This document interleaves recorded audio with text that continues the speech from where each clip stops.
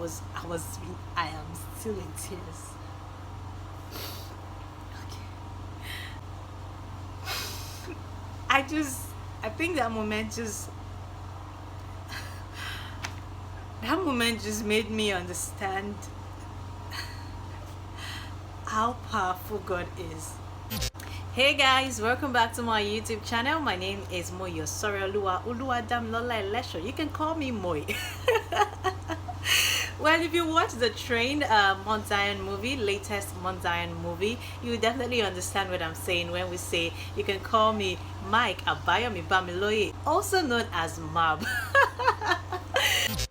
Guys, welcome back again, and this time I'm going to review one of the most amazing movies I've seen in a very long time. That is The Train by the Mount Zion Film Production, written by Mike-Bamiloye. Actually a biopic that is a story about his life, his biography made into a movie, and I think it's about one of the most interesting movies, one that actually brought tears to my eyes in recent time. And I'm just going to share a couple of lessons from The Train, the movie. And first, I must say that it's quite relieving to see and get to know that all of the Mount Zion movies that we've seen is born out of inspiration from God, and it's quite relieving. I mean, you know, when we have ministers, we've had ministers over time where you know, after some time you start to discover some things about them, and then you now realize that, okay, so what was it that you were giving us before? But I'm grateful for the life and ministry of the Bamiloyes, that's Mike-Bamiloye and Gloria Bamiloye, as well as their children, who are also doing amazingly well for themselves. And this particular movie just really takes me on a trip of what it means to be called by God and go on a journey with God in your boat or in your train, as this is the case, as is the case right here. I'm just really grateful. And you know, I had so many moments during the movie, I still have, and I hope that while talking about it, I'm not just going to get all teary and stuff. But first, before going into some of the lessons I learned from the movie, I'll definitely talk about the fact that, you know, this particular movie is really thought about. I mean, yeah, fine, it's a true life story. It's a story of Mike-Bamiloye, but the truth is, it's one thing to have a story to tell, it's another thing to tell that story in such convincing way. I think this is a very convincing story. Everyone in the movie told the story, they owned it like they were part of it, like they were there, like they knew about the story. And I must give kudos to everyone who worked on that story. The casting was perfect, everyone just played their role perfectly. Basically, the timing is what makes it really unique for me and just takes me back down that line of, oh my god, I really miss watching great movies. And yes, I am just really thankful. That's the first thing I want to establish. The casting was really perfect. But let's just get into the story itself. Watching this particular movie, it would just remind you of everyone you've ever heard who got to be used in such amazing way by God. And it just takes you on that trip of how it is to have a rough beginning, how it is to have a very tough beginning. I mean, Mike-Bamiloye's mom died at the age of 4, although we didn't get to hear so much about the dad, but the mom died at the age of 4. Haven't stayed strong for himself and his sister. And then I'm sure that passing had a very strong impact in his life, because we later saw what happened, having to live with a number of people over time before his sister finally took him back to herself. And watching that moment, I think from the very first scene, I got drawn into the movie. The emotion was just really there, and it just made me feel like, oh my god, I want to understand, I want to see what happened, I want to see, you know, how the story unveiled, what the revelations, the unveiling of the stories and everything. I just really wanted to see more. I was just picturing what it was like for Mike-Bamiloye back in the day. I felt like I was picturing it watching that particular movie. So yeah, having watched his mom died that way, the reaction from the sister, the acting in that particular scene, I almost cried, but I told myself again, it's too early. But you know, that one thing that the mother said that stuck into my head was when she said that she needed to take care of her brother because he's called by God, although he would go through a lot of troubled times and all of that. Really touching to watch that particular scene. And then we saw the first chapter, which was the Iyeleni chapter, and how Abayomi moved on to, you know, from the very first scene, the way he stood at that particular scene where his mother passed on, I was like, this is some, you know, King Kong kind of move.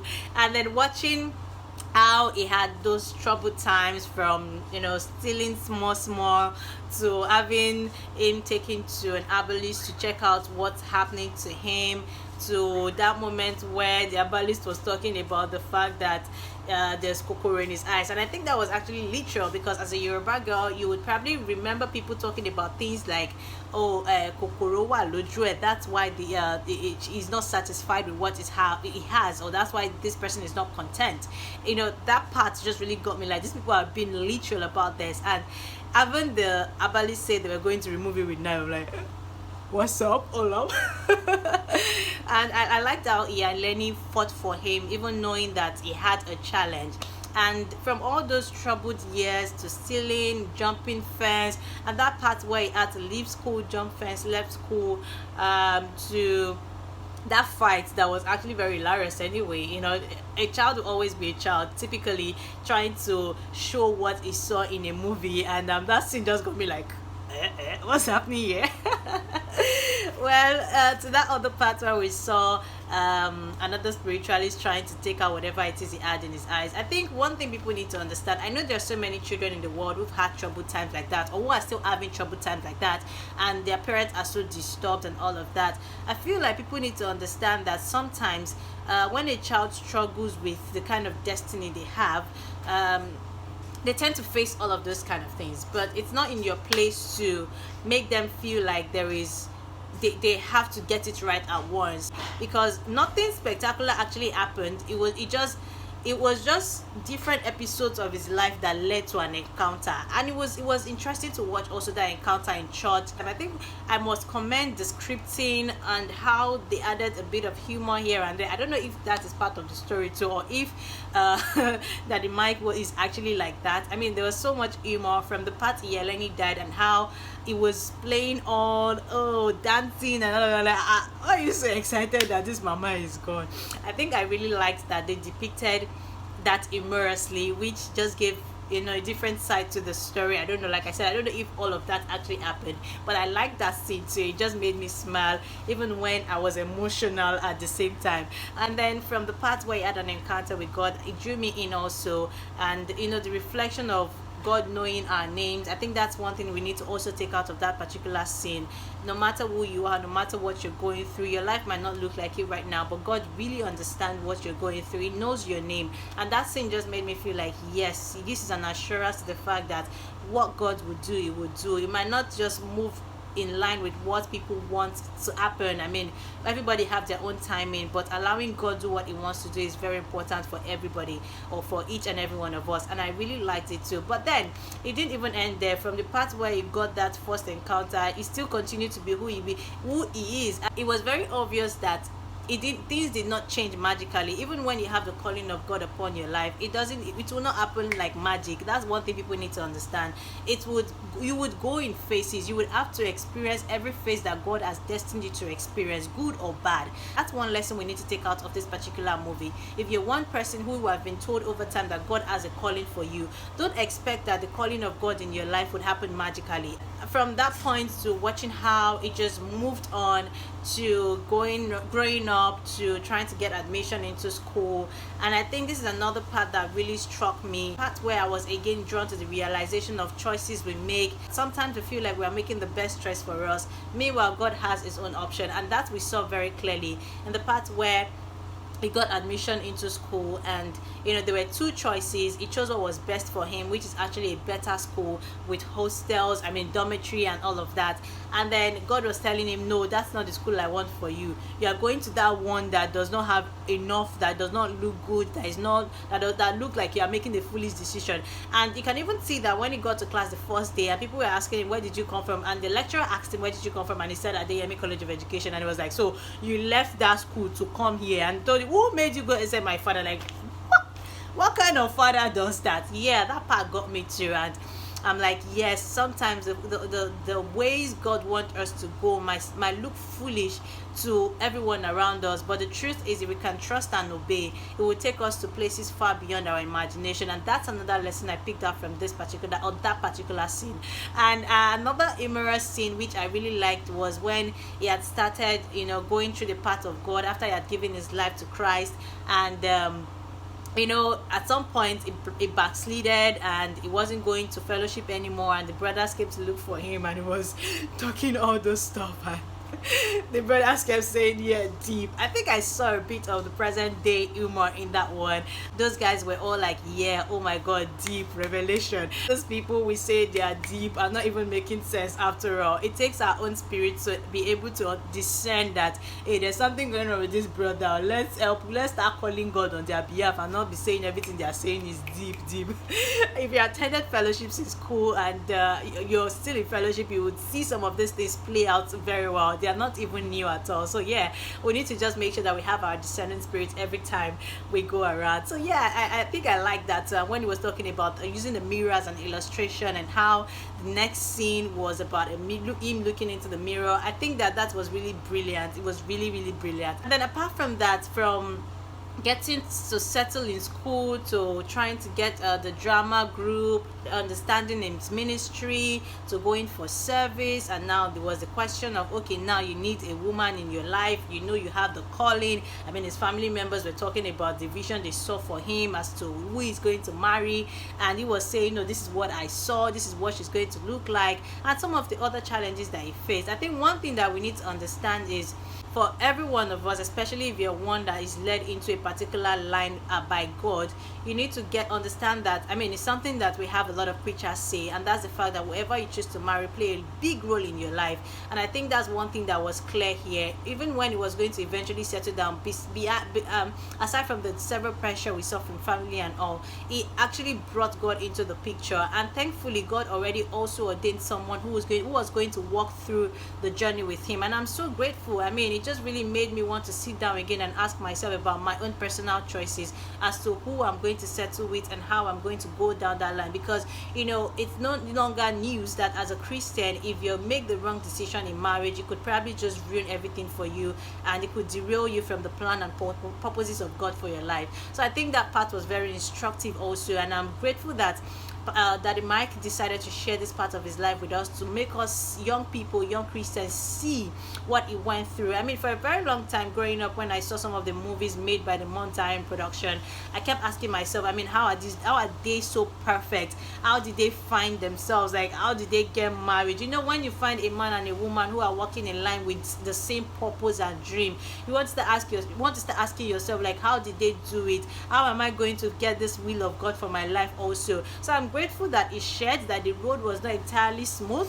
It was something that it did not happen magically. They walked, in fact, they came to the they both first came to the realization of the fact that they were going on the same journey together, and they allowed God take them through. Because if you look at some of the challenges they had with sister getting angry with the fact that he had to quit his job, to not having a job, to how she reacted when they were going to have the family introduction that was supposed to lead to marriage. I mean, these things were enough to just kill the whole pace of his life. But somehow God came through when he needed it the most, and he was able to just pull through that challenge of making his sister understand that, hey, God called me into this assignment. My wife understands the ministry I'm going into. And I also liked where she went to his sister to explain that this is my decision. I want to be here. I understand where God is taking him to, and I'm ready to bear the consequences. God, that was so emotional for me. It was really emotional. I mean, at some point I was all teary, like, God, I hope that I'll be able to stand by someone this way and say,